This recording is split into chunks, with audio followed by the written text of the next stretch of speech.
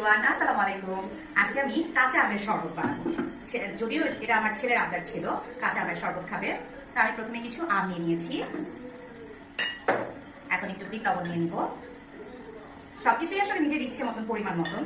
এখানে আসলে পরিমাপের কিছু নেই।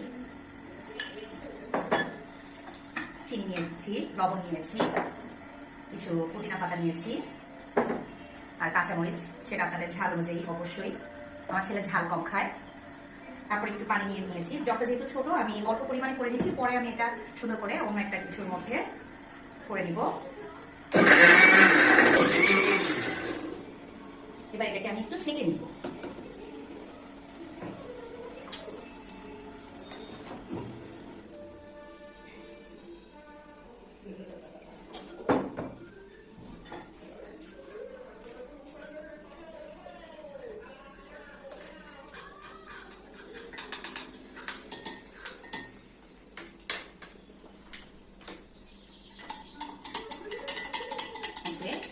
এটা আমার রেডি হয়ে গেছে। যদিও